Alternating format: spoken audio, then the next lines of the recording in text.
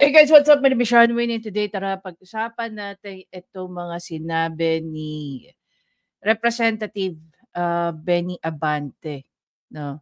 Kung maalala nyo, nag-unli sumbat siya kay PRRD. You know, the audacity of this congressman. Tapos, pinakilala niya pang siya ay isang pastor o isang bishop ng isang congregation.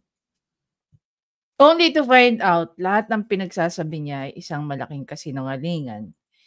Dahil meron pong mga na-research, no, at nakapost po ngayon yan. Makikita natin kung ano ang totoo sa mga sinabi ni Benny Abante.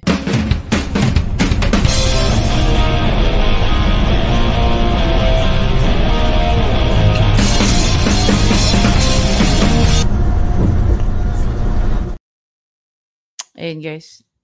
So, pakinggan muna natin, magbalik tanaw tayo, mag-throwback tayo dito sa mga pinagsasabi ni Benny Abante. Then, i-compare natin yung sinabi niya at saka yung mga pinost nila back in 2016. Mr. President, ako po si Bishop Benny Abante, ang Pangulo ng Bible Mode, Bible Believers League for Morality and Democracy, na mayroong 6,000 churches sa buong mundo. Kung naalala niyo, Mr. President, bago kayo tumakbo and you were still deciding. Sabi dito, di umano, meron daw 6,000 churches itong congregation ni Benny Abante. There's this one post coming from one of his member. Di umano na ang kanyang number of churches is nasa mahigit 1,000 lang. To run. I was invited by a common friend to meet with you. And we did at the Fairmont Hotel in Makati. I hope that you would remember that. With me are two pastors. And we prayed together. I prayed for you, asking the Lord to give you the right decision to run for the presidency. I do not know you from Adam, Mr. President. But I believe in your cause.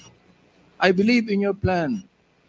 And because of this, Mr. President, alam mo, dahil nabasa ko na nga yung article, no? Yung mga pinost. Kinikilabutan ako dito sa mga pinagsasabi ni Abante. Yung buhay ka pa lang, sinusunog ka na sa impyerno sa mga pinagsasabi mo. Nakakatakot ka, boss. I work hard to campaign for you. I work hard to campaign for you. Tandaan niya na, sinabi niya yan. I work hard to campaign for you. Many of the pastors of the Baptist community voted for you. Gusto ko pong marinig ito ng mga DDS troll. Na, ito yung tanong. Did you voted for PRRD? Did you voted for PRRD? And hindi mo sinabi kung sino yung mga in-endorse nyo during the 2016.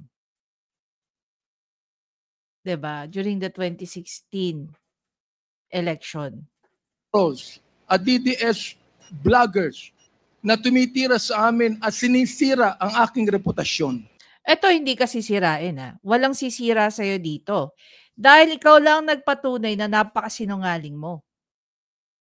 Diba?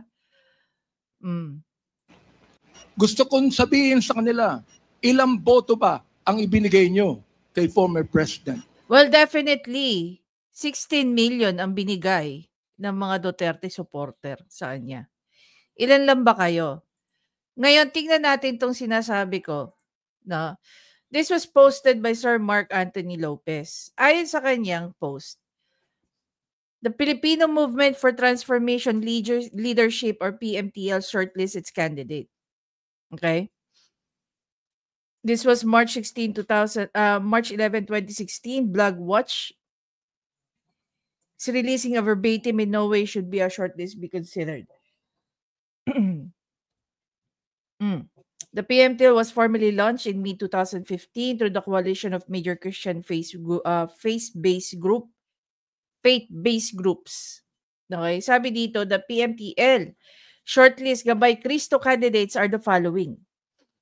For President, ang sinuportahan po nila ay walang iba kundi si Grace po Marojas, Pagdating po sa kay Vice President Jesus Zosimo Paredes and then Robredo. So obviously etong si Abante makadilaw. Dilawan.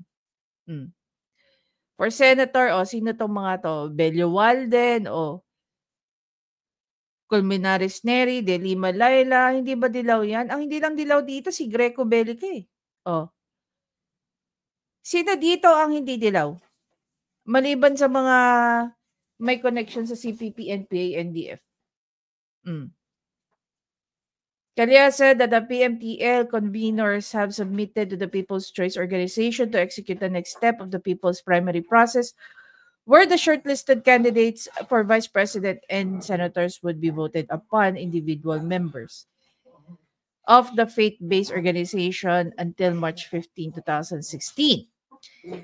Bishop Abante explained that the PMTL conveners decided not to include the shortlisted candidates for president. Ito, another article coming from Abante himself, posted May 22, 2016. 6K Baptist churches support Duterte. May 21, 2016.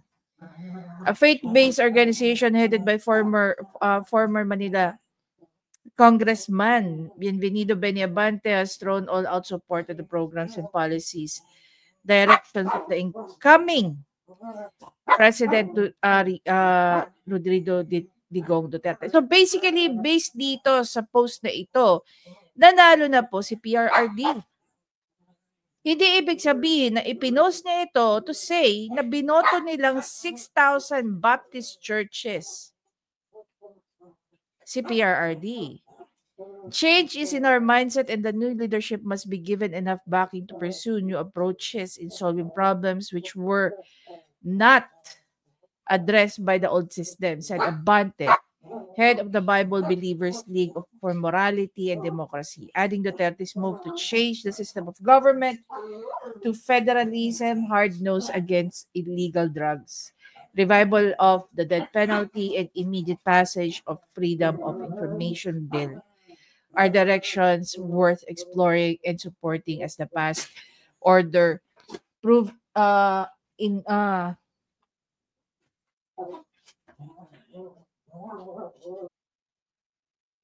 support is the past order proved inutile in alleviating people's lives. Abante added that the Bible mode pastors numbering 6,000 independent Baptist churches, congregations, and missions worldwide agreed to the declaration of Duterte pushing for an immediate passage of the Freedom of Information Bill, even to the extent of issuing an executive order first to fast-track its implementation. He added that it is a laudable and sincere action of the leader willing to do good for the country. Abante was the principal proponent of the FOI bill in 2010. The former Solon has hailed PRRD for finally doing what his predecessor failed to do, that would have institutionalized the empowerment of the citizenry by involving them in the governance by way of vigilance. Imagine niyo, nanggaling sa kanya to. Ulitin natin. The former Solon also hailed President Duterte for finally doing what his predecessors failed to do, that would institutionalize the empowerment of citizenry by involving them in governance by way of vigilance. Hindi ba yun yung ginagawa ngayon ng mga tao? Tapos, tatawagin ni PRRD na yung mga DDS troll. Dahil ba isa siya sa mga kine-question? Isa siya sa mga hinihingan ng mga audit ng mga Pilipino? Bakit 2016? Di ba? Isa ka sa mga mayayabang na pinagmamalaki na ito yung gagawin ni PRRD. Now we are here. Anong eksena natin? Di ba? Ayon din sa kanya, transparency is one of the cornerstones of good governance. Sa tingin nyo ba sa ginagawa ni Abante ngayon, meron siyang ginagawang transparency dyan? And it also indicates that the incoming leadership will serve with the interests of the public foremost in mind. The FOI will prevent government officials from engaging in shenanigans in government projects as they will have the citizenry scrutinizing their every action. Abante said. O, di ba? Yun naman ang ginagawa ng mga DDS, ah. O, ba't galit na galit ka, Abante? Here you can see the hypocrisy of Mr. Abante. Diba? Oh, gusto mo pala yung ginagawa namin back in 2016 eh. Bakit ngayon galit na galit ka? Oh. Diba? Tatandaan niyo mabuti. Sa mga sinabi ni Abante, wala naman siyang pronouncement na sinuportahan at binoto niya si PRRD. And even here, sinabi niya sinusuportahan niya ang Duterte administration dahil nanalo na si PRRD. Pero obviously here, wala naman ang pangalan ni PRRD, hindi ba? Wala naman ang pangalan ni Alan Peter Cayetano. Meron ba? O ano sabi rito ng isang nag-comment? Ngek, akala ko Rojas. Ang sabi niya, siya na kasi ang Pangulo eh. Benny Abante yan.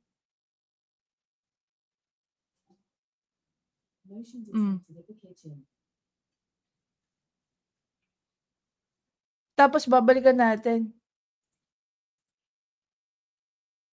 Balik tayo rito. Ano sabi ni Benny Abante rito? Sinuportahan? Iniluklok niya ba si PRRD, Benny Abante? Ako po, Mr. President, libo-libong boto ang binigay namin sa inyo. Wow. See?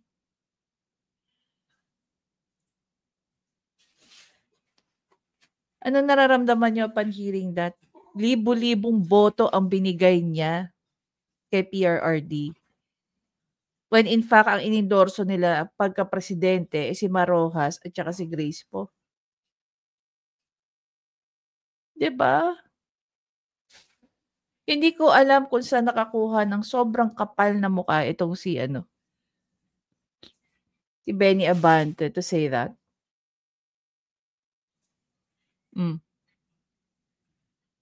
Sige nga.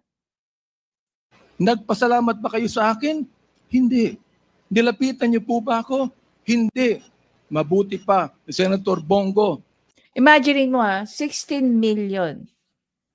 16 million ang bumoto kay PRRD, pero ni isa walang sumumbat sa kanya gaya ng ginagawa ni Abante. Di ba? Mr. President, nagpunta sa aking simbahan at nagpasalamat sapagkat sinuportahan namin kayo at siya, Mr. President. Talaga ba? Bakit? Sabay bang tumakbo si PRRD at saka si Senator Bongo? Hindi naman Sino ba unang naging Sino bang unang naluklok sa posisyon? Hindi ba si PRRD? Then yung sumunod, yung midterm election, doon lang tumakbo si si Bongo. Kaya may... Now, gusto kong sabihin po dito sa Quadcom na ito, ako ba'y lumapit sa inyo para humingi ng pabor? Hindi po. Ako ba'y lumapit sa inyo para magrekomenda ng justice, magrekomenda ng general, magrekomenda ng cabinet secretary? Hindi po. Hindi ako. Tama lang naman, di ba? Na hindi ka magrekomenda. Alam mo kung bakit? Kasi gaya nga ng sinabi namin na pinapakita namin sa mga sinulat mo, hindi nyo naman sinuportan si PRRD eh.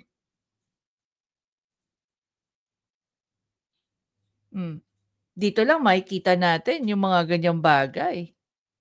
Recommendation. Alam naman natin nag-i-exist yan. Pero, 'di ba? Magiging isa ka bang justice? Magiging isang general ka based sa recommendation ng isang politiko? Hindi ba dapat based on experience, merit, kung bakit deserving ang isang justice o isang general na maging general at justice? Hmm. Eh, di parang sinabi lang dito ni Abante, na palakasang system talaga 'pag ikaw ay naging isang justice at saka naging general. Dahil meron kang backer. Oh, 'di ba? Nagpunta ng Malacanang nung kayo nanunungkulan sa loob ng 6 na taon. Isang beses lang. Ako po ay nagsabi kay Senator Bongo, kung maaari na makapag-usap po tayo. Pumayag po siya. At nag-usap po tayo, if you would remember that, Mr. President. Nag-usap tayo confidentially. Ano pong ginawa ko? Binuksan ko po ang Biblia. Ipinakita ko sa inyo na walang ibang tagapagligtas kundi ang Panginoong Kristo. Grabe 'no, si Abante lubog na rito sa mga pinagsasabi niya. Ipinakita ko sa inyo ang maaaring magbago ng buhay natin, walang iba kundi ang ating Panginoon. Sinabi ko sa inyo ang nakalagay sa John 3:16, for God so loved the world that He gave His only begotten Son, that whosoever believeth in Him should not perish, but have everlasting life. Binantayan ko ang inyong panunungkulan. Nakita ko na maganda ang plano nyo. Nakita ko po, Mr. Chair, na ayaw ng Pangulo na itong bansang Pilipinas mahulog sa kamay ng mga drug lords at drug traffickers. Maraming salamat po sa inyo. Nagsimula kayo ng war on drugs. Kami mga kapastoran, believe po sa inyo. Wow. Wow! Sa inyong ginawa. Sabi nyo, 6 months lang, kaya nyo tapusin ang war on drugs na ito. Inabot po kayo ng 6 na taon. Hanggang ngayon, meron po tayong war on drugs. Hindi po namin nakalain, Mr. President, na sa war on drugs na yan, mamamatay ang more than 30,000, Mr. President. Hindi ko akalain na more than 7,000 na mga drug pushers ang mamamatay sa kamay ng mga kapulisan at sa kamay ng mga riding in tandem. As sinabi po ng ating ibang kapulisan, at gusto kong sabihin, hindi po lahat ng kapulisan, sapagkat ang karamihan po ng ating kapulisan, mga mabuting tao at nais protektahan ang bansang ito. Pero ang ilang mga pulis pumatay po. At dito nag-testify ang ilan na merong reward system. Tingnan mo, ini-emphasize nila yung reward system. Pero hindi nila sinabi, okay, may mga pulis na pumatay. Given yan. Alam naman natin yan eh. Pero doon sa mga pulis na pumatay, asan ba sila ngayon? 'Di ba yung mga involved sa pagpatay kay Kian, nagkaroon ng guilty verdict? Nasaan ba? 'Di ba nasa kulungan? Ayon nga sa PNP, ilan libong nawalan ng trabaho na pulis na may involvement sa panahon ng war on drugs. Yung iba na dismiss, yung iba may kaso, yung iba may kulong. Ang ini-stress nilang mabuti rito na merong reward system. Kaya nag-killing spree. Yun yung gusto nilang palabasin eh. Nagkaroon ng killing spree dahil may reward system na binigay si PRRD. Kung totoo man yan, killing spree na yan. Kung titingnan natin yung number of drug addict, drug pusher na nag-survive, na tawag dito, sumurrender. Ang number po ng nag-survive at saka sumurrender ay nasa 1.3 million. Samantalang yung sinasabi nilang numbers ngayon ay nasa 7,000 or 30,000. Ang laki ng difference, di ba? If it's indeed ang reward system na yan, no? Ay naging empowerment, nagkaroon ng naging enticing para sa mga kapulisan. Eh bakit hindi baliktad yung numbers? Eh di ba dapat mas marami ang pulis na pumatay na lang ng pumatay kung totoong may reward system? Kung papansinin niyo mabuti, no, kung papanoorin natin, paulit-ulit nilang ine-emphasize yung reward system. Kasi gusto nilang i-inculcate sa taong bayan that because of the reward system, kaya nagkaroon ng EJK. Hindi po. Stick to the script nga, 'di ba? Stick to the plan. Even sa mga korte, hindi niyo yan kayang idiin. Na because of the reward system, kaya pumatay ng pumatay ang mga pulis. 'Di ba? Parang sinabi ng mga 'to na yung mga kapulisan natin, mga demonyo, mamukhang pera. 'Di ba? Sige nga. Kung mapapansin niyo lang do'n lang sila nakatutok, reward system, dahil because of the reward system, na-e-encourage ang mga kapulisan na pumatay ng pumatay ng pumatay. 'Di ba? Na inyong itinanggi nung kayo ay nag-testify under oath doon sa Senado. Ngayon po, bilang bishop po ng Bible Mode, hindi ko akalain na kinakailangan pumatay tayo ng more than 30,000 people para masugpo po ang drugs sa atin. Aba, Mr. Chair, talo pa natin ang Mexico. Sapagkat ng Mexico, nakita ko wala pang 10,000 namatay. Talo pa natin ng Colombia. Naging killing fields po ang Pilipinas nung panahon ninyo, nung kayo nanunungkulan. Naniniwala po kami na dapat hindi manatili ang drugs dito sa ating lipunan. Subalit, Tingnan niyo guys yung statement niya, no? Tingnan niyo yung statement ni Abante tungkol sa mga namatay. So meron po nag-post nito. How the Quadcom is misleading the public with numbers.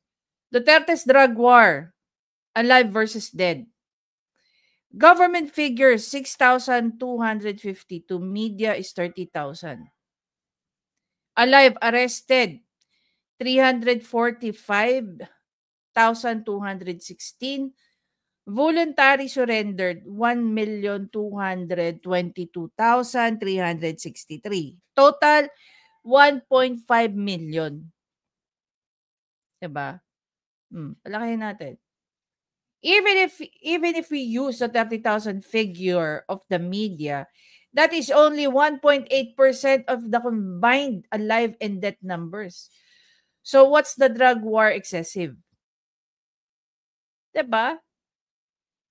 The point of what they're claiming is really to mislead people.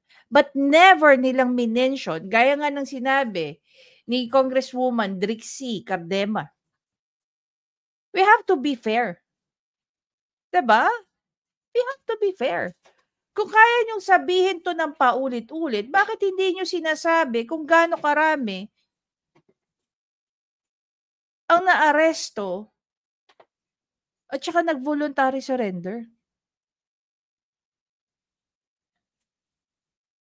Diba? Bakit hindi niyo sinasabi kung ilan yung buhay at saka yung nag-surrender versus sa dami ng namatay? Dito sa 6,252 na to na namatay, gaano karami din ang pinatay nitong mga to?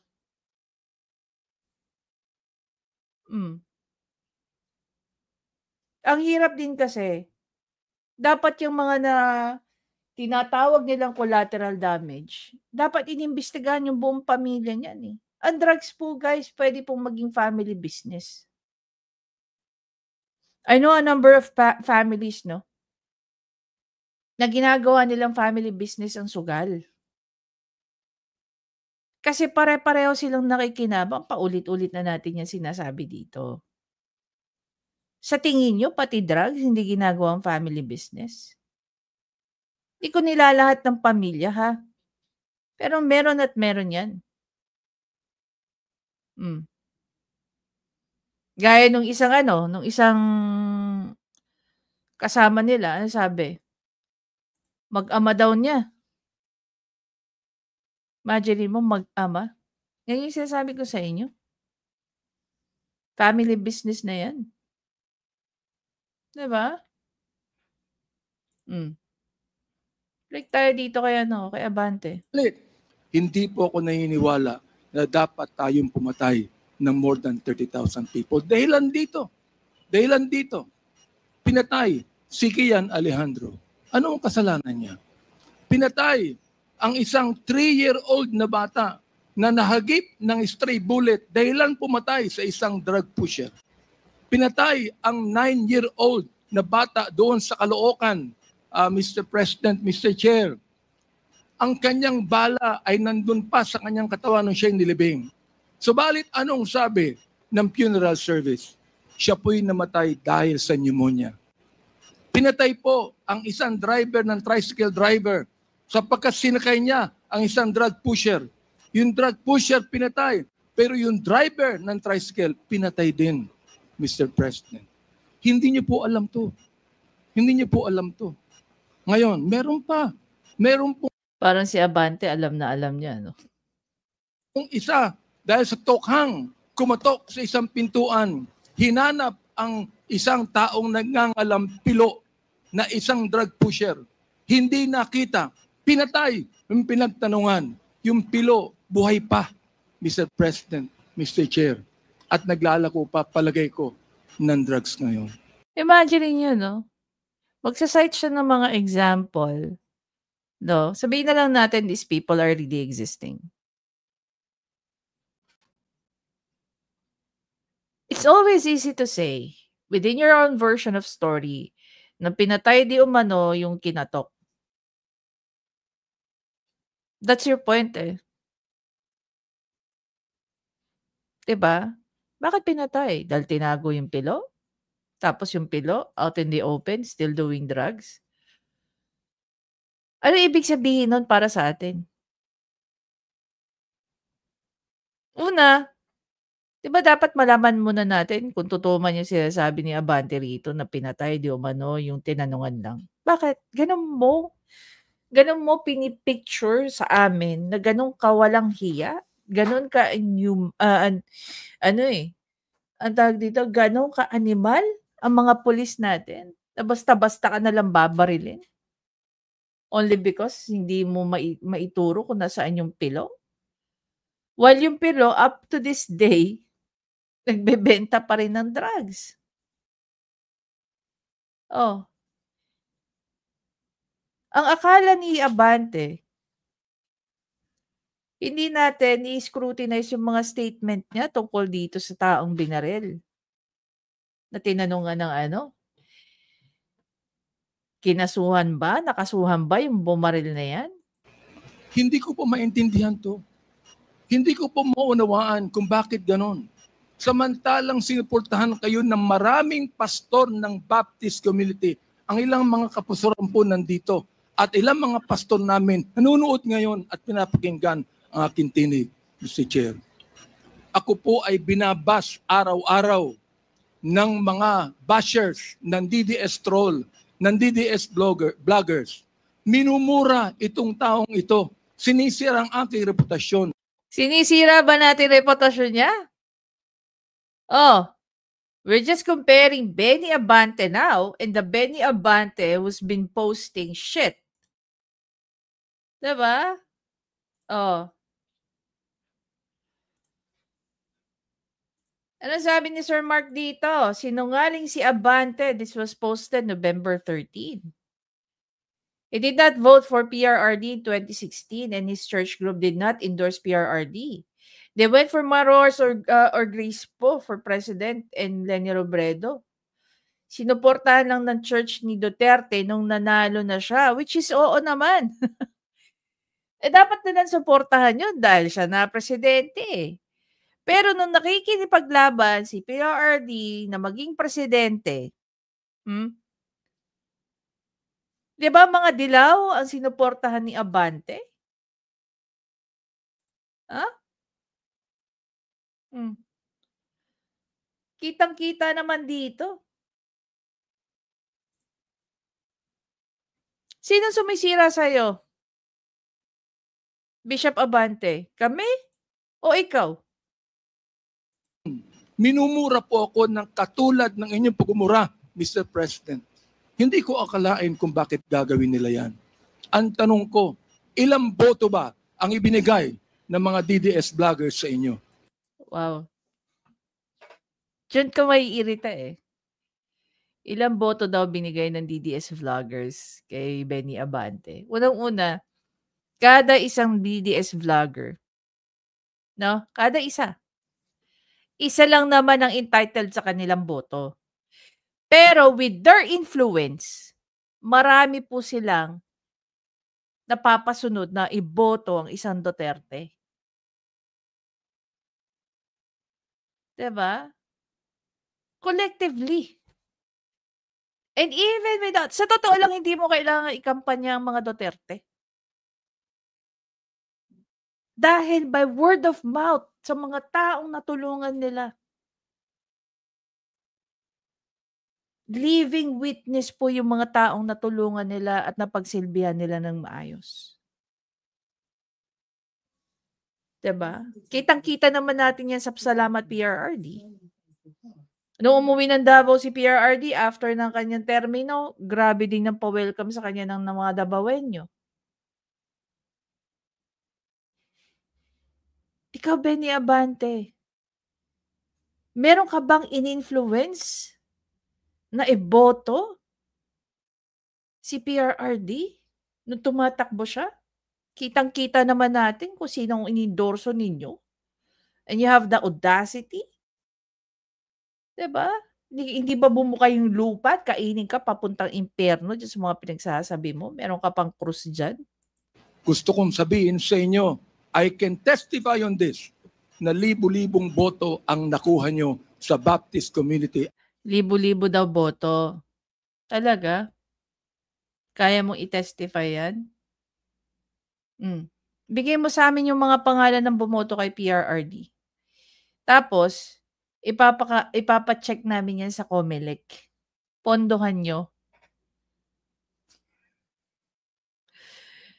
Ito yung sinasabi natin kasi it's always easy to say shit. Lalo na kung di mo kayang patunayan. And there are people who are very gullible. Sabi ko naman sa inyo, ang mga sumusuporta sa mga Duterte, patatalino. Yung pinaka-core vloggers na sumusuporta kay PRRD, napakagagaling. Oh. Do you really think these people will just allow Benny Abante to flourish by saying shit like that? 'Di ba? Bishop Abante, hindi ka ba nahihiya diyan sa mga pinagsasabi mo? Hindi ka ba kinakain ng lupa diyan sa mga pinagsasabi mo? National TV, pinagsusumbatan mo si PRRD, only to find out na ang sinuportahan ng congregation mo ay si Marjo Rojas at saka si Grace Poe. Sinuportahan niyo lang si PRRD nung nanalo na siya dahil wala namang kayong choice at siya naging presidente, 'di ba? At hindi ako humiling ng anumang pabor sa inyo, Mr. President. In fact, kung naalala nyo, Mr. President, sinabi ko kay Senator Bongo na nais kitang imbitahan sa aming selebrasyon ng National Baptist Day, Mr. President.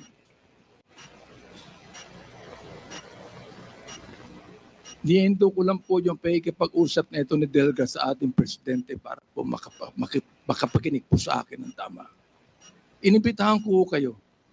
No, do you really think it makes sense kay PRRD na pakinggan ka every single word na sinasabi mo? 'Di ba? Alam mo minsan dito lang natin na-realize 'no, during sa mga pinagsasabitan ni Bishop Abante. Mahirap din talaga maging politiko 'no, kasi may mga taong gaya ni Abante na nag-e-exist. Mula ulo hanggang paa mo susumbatan ka, akala mo mapapahiya mo ang isang PRRD. When in fact, nag-bounce back lang kay Abante yung mga pinagsasabi niya. After what I've shown you. 'Di ba? Ito ba yung klase ng mga politiko na dapat natin iboto? I think tatakbo pa uli ito, eh. So, alam niyo na dapat yung kailangan niyong gawin. Tsaka Grabe 'no, nakakahiya sa inyo mga members ng congregation nito. Marami nga nag-post, eh, 'no, sobrang kahihiyan. Dinamay pa daw yung simbahan nila. Anyway guys, again maraming salamat sa panonood. Please don't forget to subscribe, like, at i-comment niyo na anong masasabi niyo rito sa mga pinagsasabi ni Benny Abante. After what we've seen. 'Di ba? Hindi ko alam kung may nag-e-exist na word more pa sa pagiging makapal ang mukha, sa pagiging hipokrito. Kung meron mas worse doon, yun ang perfect description na pwede natin ilagay sa pagmumukha ni Benny Abante. Alam mo kung ano nakakalungkot? Bishop pa naman siya, eh. You know, ako kasi, ako lumaki ako sa Catholic school, sa Katolikong pamilya, and I always have this impression that people who lead a congregation is a holy man. Mukha bang holy man 'tong si Abante?